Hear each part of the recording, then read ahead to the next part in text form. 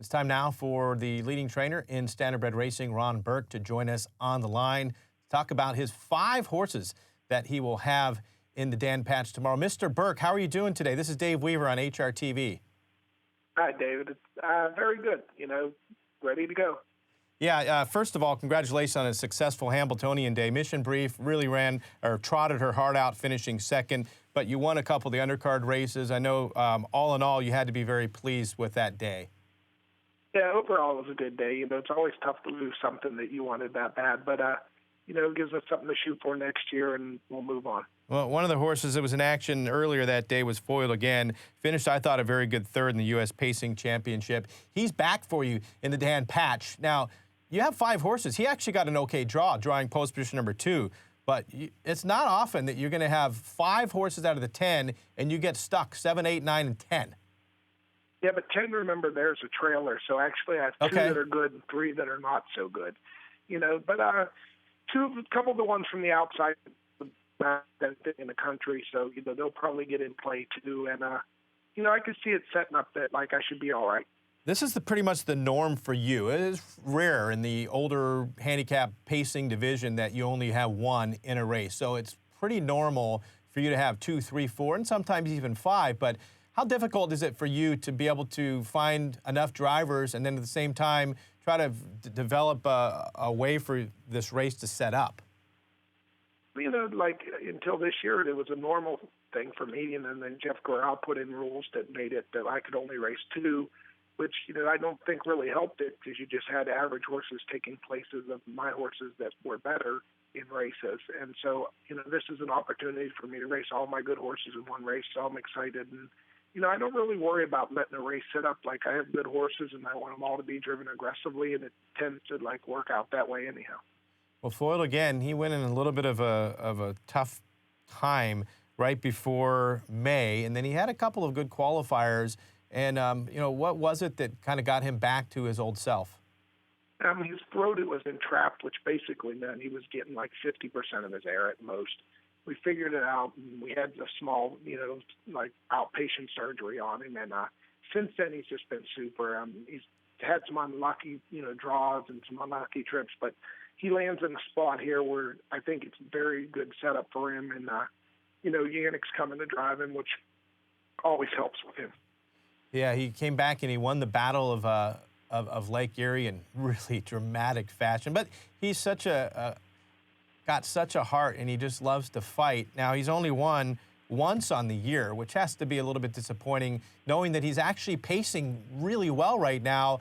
Are you expecting him to be the best of your 5 in there? Yeah, he's got the best spot. He's still the best horse I have. All the horses have not been as good as they have been in years past, but in the last couple of weeks, I've seen life out of all of them. They're, finishing stronger, and they, maybe with trips a little bit better or worked out, they'd have been better. So I don't really think it's the fact that they're not sharp. I think it's been a little bit of unlucky and a little bit of getting sharper later. So hopefully, we'll finish the year out strong, and they'll be better like they have been in years past. And as far as Foiled Again, he's an 11-year-old. He'll be 12 next year if you decide to stay on with him. Is that something that you plan to do? He's racing until he's 14. He's going all the way. I don't know what else he would do. He seems to really enjoy it, and we enjoy racing him. And honestly, the people seem to enjoy when he races. Yeah, he's. I was here this night, Pocono, back in 2013 when he won the Breeders' Crown in the rain, and that was probably one of his better wins. Let's see, he's won 84 times. I'm sure you remember every one of them, but to me, that was one of the more memorable ones. No, it was very cool. It put him over $5 million, and it was also when they put him up on the winner, because it was a photo, the whole grandstand erupted, and I realized, he really has become the people's horse. So it's neat, when you feel like you have everybody cheering for you. Well, you have 4 millionaires in that race. Limelight Beach with a win would become another millionaire, but Bettor's Edge silently, really, under the radar, has made $1.5 million. Despite being on the far outside here, if he paces his race, he absolutely can win this thing. Yeah, he got beat ahead last year in this race to Sweet Lou with Ricky driving him, and Ricky got along with him very well. That's why I put Ricky back on him this year. So, he's in a good spot. for him because he can get out of the gate so fast. It's just a matter. The 3-horse really leaves fast too, and like sometimes when he leaves, he has a hard time letting people go. So, it might get to be a little bit of a gong show up front, but you got to be aggressive because you're not going to sit 10th in here and I don't think win this race. Well, speaking of Sweet Lou, how is his first season as a stallion going?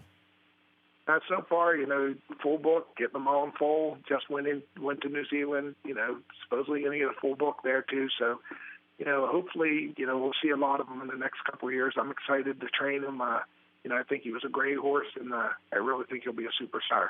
Let's talk about your year in general, 2015. Last year, you broke your own record as far as earnings. This year, you've already won 563 races coming into today with about $11.5 million. Are you on pace for where you expected to be at this point of the year? I really think I'm a little bit behind. Like my older horses have not been as good this year as they have been in years past. But the one thing I have going for them, my 2-year-olds are probably more plentiful than in years past, so that I'm hoping that I finish the year up strong. So, I can't complain and say it's not a good year, but it's not probably the year I'd hoped to up to this point. But things seem to be turning around, and, we'll keep going, and if not, we'll just keep buying and changing horses till we find the right match to get it going. Well, there's still some pretty big races to come. We'll let you go after this question, Ronnie. Little Brown Jug, you have any 3-year-olds that we can expect seeing there? Yeah, I'll have a couple in there, but being honest, they're not horses that yet have proven they can win that kind of race, and that's the thing is I have to have horses that need to get better, or I need to get better horses. So, that's the tough thing because 3-year-olds, a division that obviously I want to be a factor in, and there's just been a couple horses that are better than my horses this year. So, either got to get mine better or get better horses. Well, you have one that's been better than anybody, except in the Hamiltonian final. Mission Bree finished second behind Pinkman. Where will we see her next? I'm pretty sure she'll race at the Meadows on the 20th.